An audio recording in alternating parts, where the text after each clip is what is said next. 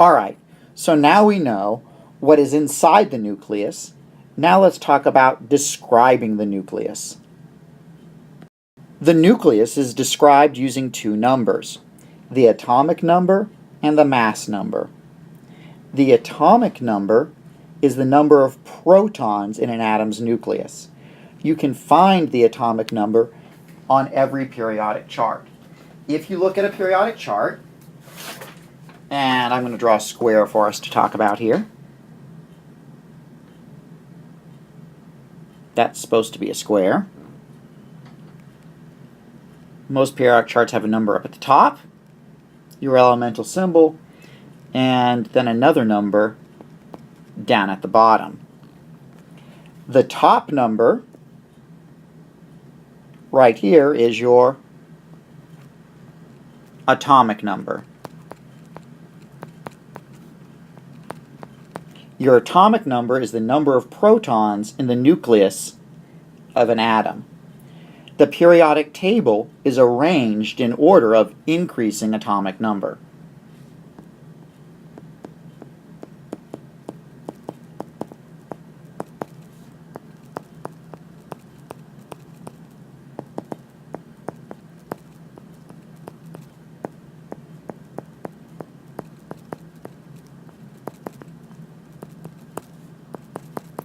Remember earlier when we said that Dalton was wrong about atoms of the same element all having the same mass, but they did have something in common?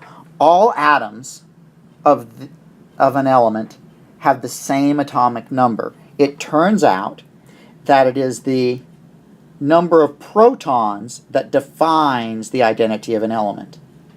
Every single atom of carbon will have 6 protons. If it doesn't have 6 protons, it's not carbon. It does not matter the number of electrons or the number of neutrons. Only the number of protons determines whether or not an atom is of a certain element. The number of electrons and the number of neutrons are like resistance. They're futile, right? You only care about the number of protons.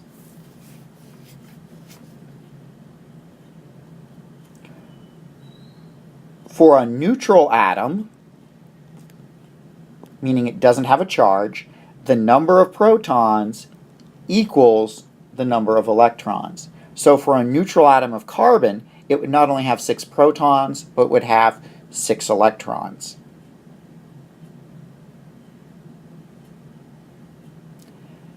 One of the reasons another area where Dalton was wrong was atoms of the same element can actually have different masses.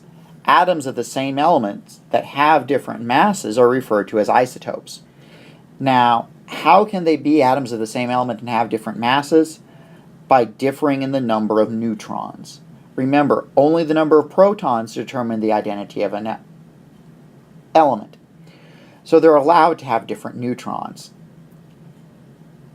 The mass number is the sum of the neutrons and the number of protons in the nucleus of an atom.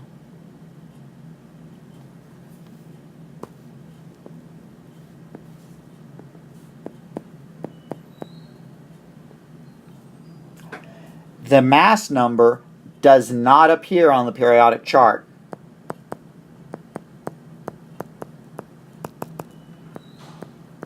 The only way you know the mass number of an atom, the only way you know the mass number of an atom is if it is given to you.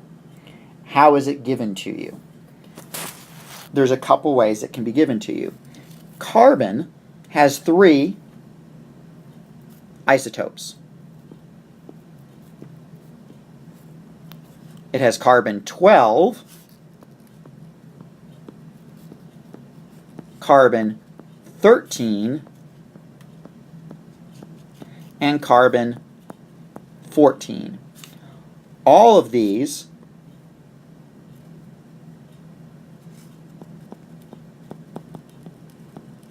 are isotopes of carbon. Therefore, all have 6 protons, but all of them have different mass numbers. When you see the name of an element written, hyphen, and a number, that number is the mass number.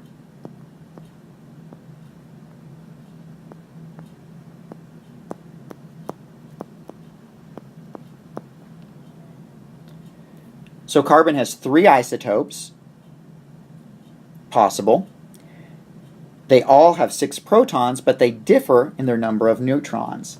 You can determine the different number of neutrons in an atom by taking the mass number and subtracting the number of protons. So carbon 12 has a mass number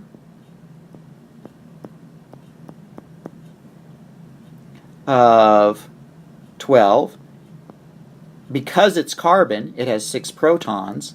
So 12 minus 6, because remember mass number is protons plus neutrons. Then 12 minus 6 is 6, so it has 6 neutrons. 13, carbon 13, has a mass number of 13. Because it's carbon, it has 6 protons, so it must have 7 neutrons. Carbon 14, because it's carbon, it has 6 protons. If it has a mass number of 14, then it must have 8 neutrons. In other words, you can't look at the periodic table and determine a mass number. It has to be given to you either by writing the name of the element and a dash, or there's another form of notation that will work here. Another way to write it is to write the elemental symbol and then write the mass number as a superscript on the left-hand side. Here are some more examples of that notation. In this notation, where we're doing an isotope, we write the elemental symbol, we write the mass number, and then we write, although it's optional, the atomic number. For example, I have nitrogen here with a 14 superscript, so that means its mass number is 14. Its atomic number is written down here. You'll often see this number omitted. People will often just write this like that. Why do they write it like that instead of writing the 7? Well, look at your periodic table. Nitrogen has the atomic number of 7. If it's nitrogen, there are 7 protons. If there are 7 protons, they're nitrogen. So a lot of people will review writing that second 7 down there as redundant. So that's your atomic number. How do you calculate your number of neutrons? This is why I love this notation, because they've got your subtraction all lined up for you. Nitrogen 15, 15 minus 7, 8 neutrons. Chemistry's easy, life is hard. All right, this is me trying to make a hard question about isotopes, okay? How many protons, electrons, and neutrons does this isotope have? And by that, they mean phosphorus 31. All right, well, let's start with the easy thing, the protons. They tell us the number of protons right down here, or we could simply say we've got phosphorus. We go to the periodic table, we find phosphorus and its element number 15. So we know that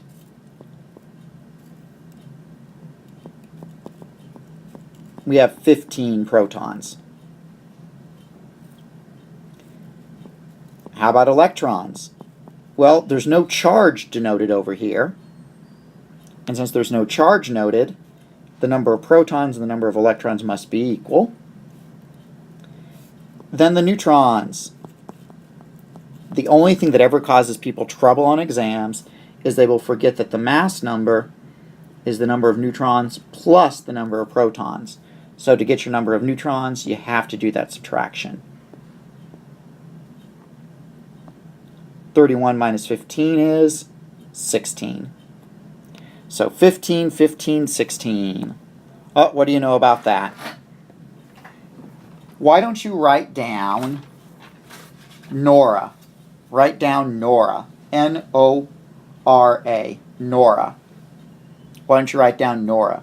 How come is it that they put 2 werewolves in the show, but we only get 1 vampire and the ghost doesn't even stay a ghost for most of the last 2 seasons? But at any rate, I digress.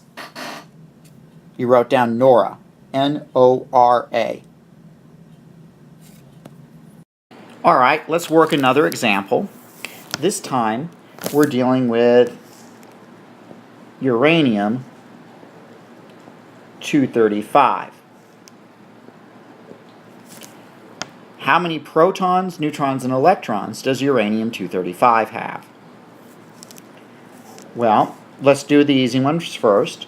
Here's our atomic number, so that's our number of protons. And since it's a neutral atom, that 92 is also our number of electrons. To get our number of neutrons, we're going to have to subtract. This right up here is our mass number, remember, which is our number of neutrons plus protons. So if we subtract our number of protons, we'll be left with our number of neutrons.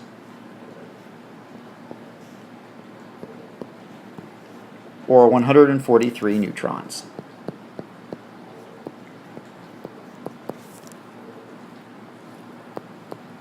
Chemistry's easy, life is hard, and why don't you write down Danny? Write down Danny. D-A-N-N-Y. Danny the ghost. Danny. Alright, element X is toxic to humans in high concentrations, but is essential to life in low concentrations. Identify element X.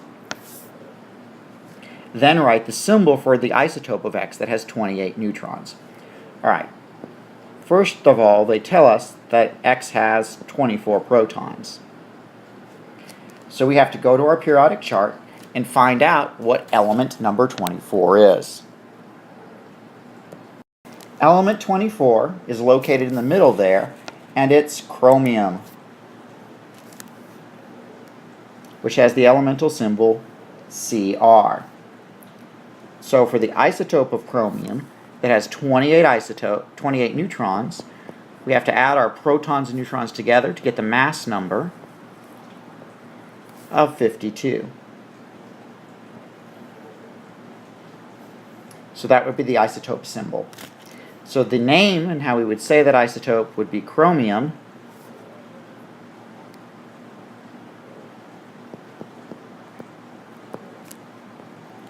dash 52. Alright, I told you that the mass number is not on the periodic table. So if the mass number is not on the periodic table, what is this number down here at the bottom of the block? Then that number down there is the atomic weight. The atomic weight is the weighted average of the atomic masses of the element naturally of the elements naturally occurring isotopes. What that means and what this number really is, well, let me back up a little bit. Isotopes chemically don't make a difference. In terms of the normal chemistry you're going to be undergoing, the presence of one isotope compared to another does not make a difference in the chemical properties. Therefore, as chemists, unless we're wishing to label something with a particular isotope, we don't care about separating isotopes. It's expensive and unnecessary. Therefore, what we as chemists want is we want a number that if we were to grab 1,000,000 random carbon atoms, what would their average mass be? That's what the atomic weight represents. If we were to grab a random sample of all the isotopes as they exist in nature for an element, what would their average mass be?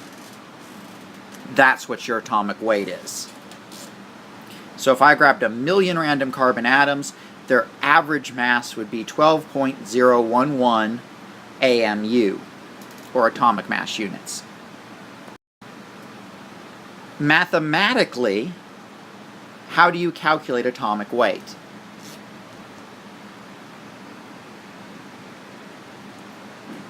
The formula is as follows.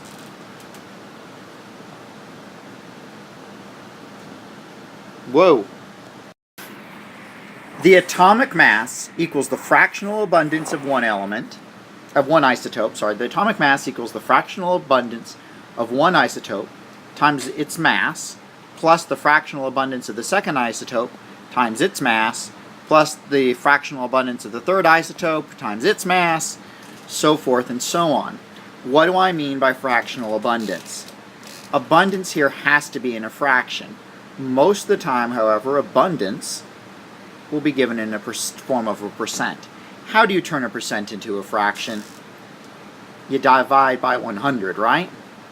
So if we're wanting to solve for the atomic mass of carbon, what we're going to do is we're going to take the percent natural abundance of carbon-12 and change it into a fraction. So 98.89% divide by 100 times the mass of that isotope, 12 AMU, plus the fractional abundance of the second isotope, divide by 100, times its mass,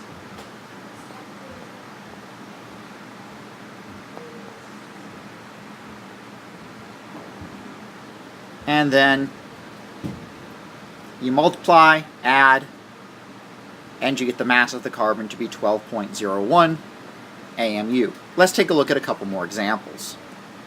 Alright, let's calculate the atomic mass of bromine. Remember, atomic mass equals the fractional abundance of the first isotope times the mass of the first isotope plus the fractional abundance of the second isotope times the mass of the second isotope. Our first isotope is bromine 79.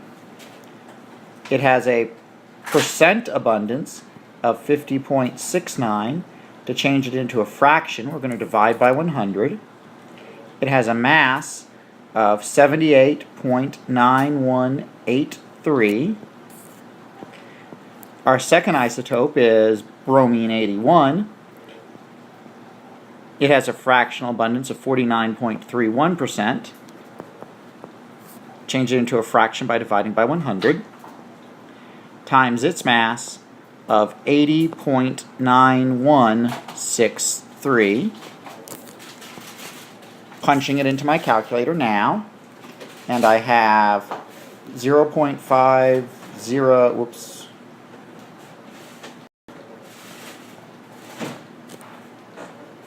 My calculator is going to give me a long number. Now, if you look, I've got 4 sig figs and 6 sig figs, so the most sig figs I can really have coming out is 4. I'm going to carry an additional one forward in my calculation.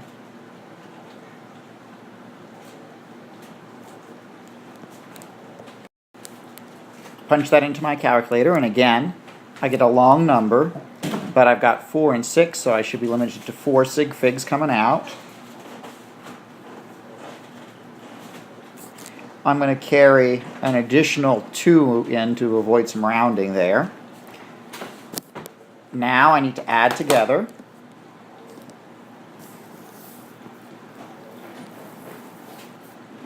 And I add together and I get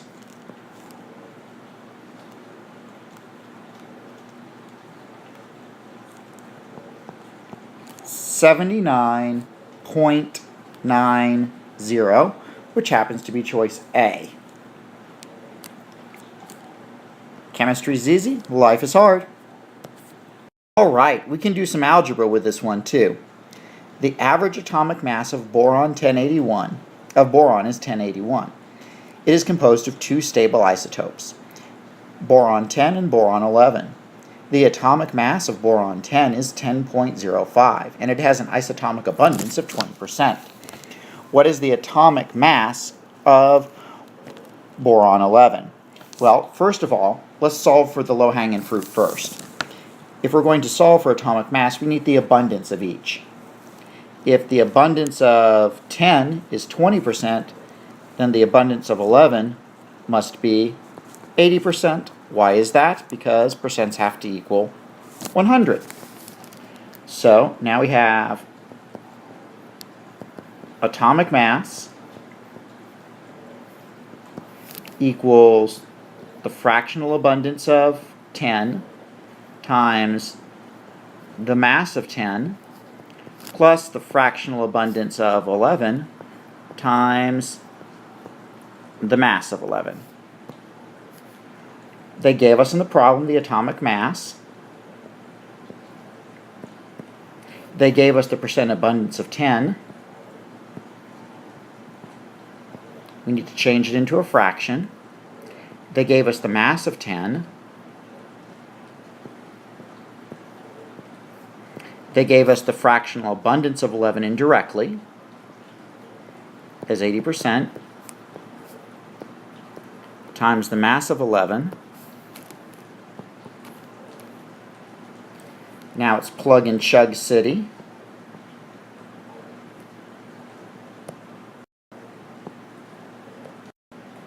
That's sloppy there. And we've got 0.2 times 10.01.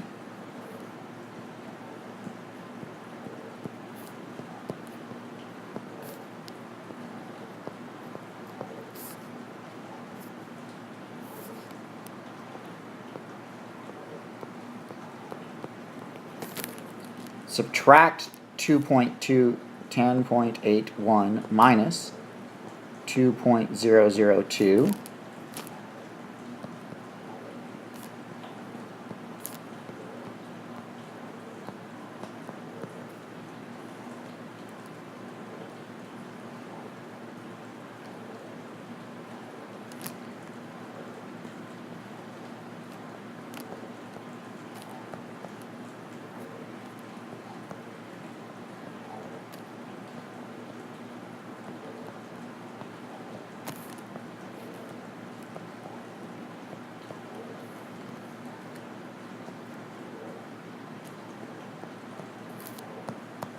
And that gives me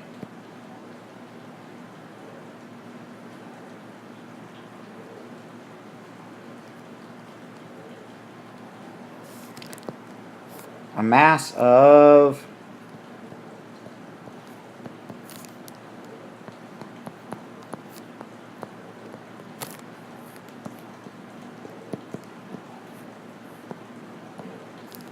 11.01 AMU.